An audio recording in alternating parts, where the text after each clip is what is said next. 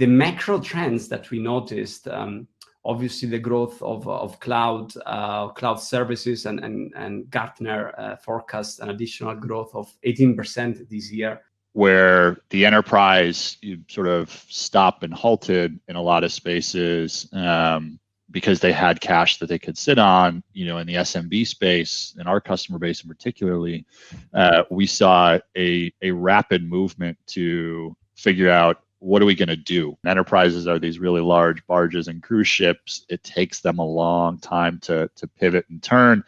And you've got all these SMB and mid-market that are speedboats. They're able to zig and zag and change their processes to help overcome either the headwinds they were experiencing or accelerate into some of the tailwinds if they were lucky enough to be in one of those industries. Stephen, if I recall, last year was also a very interesting year for your business because you guys actually went public on the NASDAQ, right? Right after the pandemic hit and the first wave. So what was that like going public in just very volatile markets? It was an odd, a lot of people saw it as an odd time to go public. We were the first sort of major software company to go public since the pandemic struck. And I think for us, it was truly a testament to what ZoomInfo offers to the market. There was no better time for us to go public when companies were looking long and hard about how do they generate revenue? How do they go to market more efficiently and effectively? And one customer jumps out in particular at the start of the pandemic. It's a company called Tentcraft, and they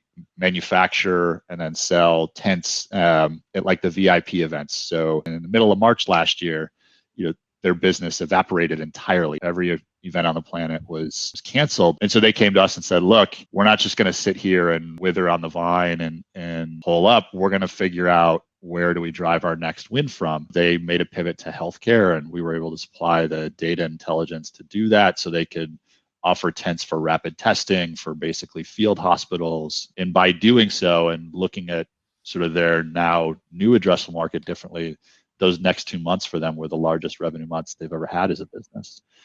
Going to market effectively is a constant process. It's never good enough to say, well, this is our target market and this is why and this is where we're going to go at. It's constantly looking at, where are we doing well? Where are there other opportunities? Where are we struggling? And how do we pivot more effectively to capitalize on those potential gains or minimize on some of those losses? Maybe to touch upon that point a little bit more, Marco, would be curious to hear from your perspective. Google's a huge company, very global in nature. What are some of the best practices, but also common pitfalls that you've seen with some of the customers you work with when they're trying to either expand from Europe globally or vice versa, US coming to Europe? When US businesses, and here I want Stephen to confirm that, when US businesses expand overseas, usually they don't care much about localization, at least at the beginning of the process. And honestly, the rest of the world has adapted to that. Now, if I think about Shopify, Canadian businesses, they charge in dollars in every market. They don't have a multi-currency approach. It's dollars and that's it. eToro in Israel is the same. So we adapted to that. But when a business from Europe wants to sell something to a US buyer, you absolutely need to localize all the aspect of the customer journey, because a US buyer will never be willing to pay in euro. Everything is digital now. So a lot of ways the world got a whole lot smaller. Not just to our own homes and living rooms that we can never leave, but the buyers are out there in doing a majority of the research. There's a few different statistics out there that they get 57% or 67% of the way through their journey. They don't want to engage with a seller before that.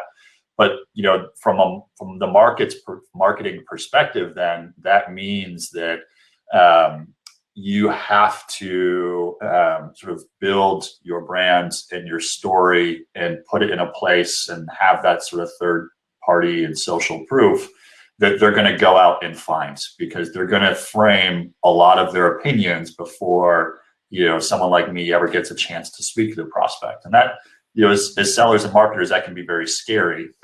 Number one, you could be missing out on potentially 2/3 of the opportunities you just didn't know you could be involved in.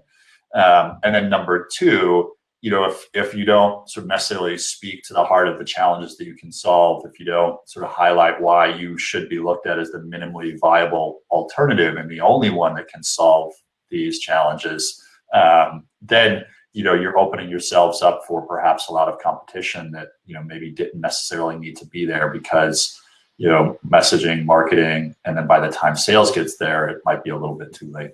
We were in our early days a data provider. That was at the heart of what we do: high quality, accurate intelligence, and that hasn't gone away.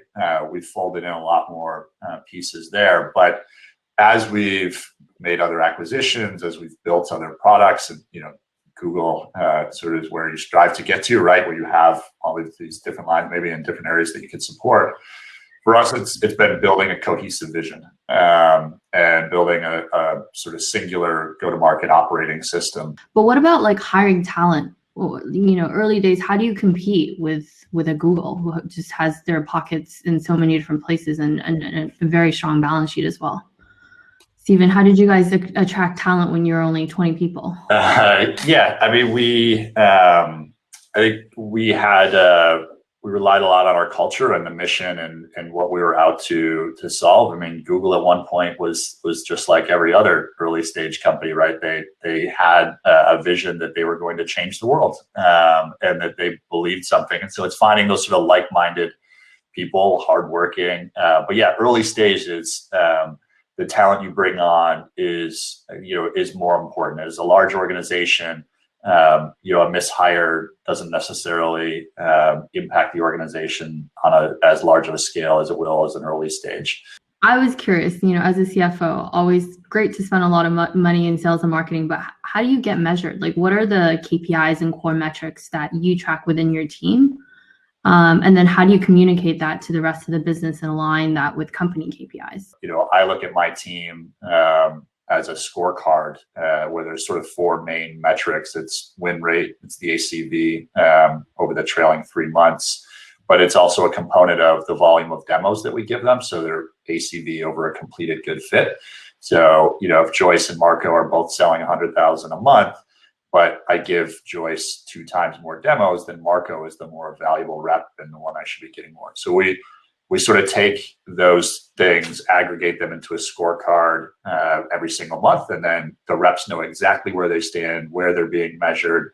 And then, it's on me and our CRO to look at sort of the larger overall efficiency and where we're going to make investments to take back to the CFO. A lot of times finance and business leaders will disagree on where to spend. I think it all comes down to having, in any of these disagreements, each side will have their viewpoint as long as it's backed up by sort of data and a track record, right? The worst thing we can do is say, hey, we're going to go spend here, and it's going to change our efficiency rating from 2 to 1.5 or whatever it might be. That might be okay if we have like a very solid reasoning to say, look, it's going to be a short-term change in the efficiency rating because we're going to have to make this upfront investment that then downstream is going to start to really pay itself off. So I'm not get into like specific examples, but a lot of times it's around headcount, right? Should we go hire more sellers?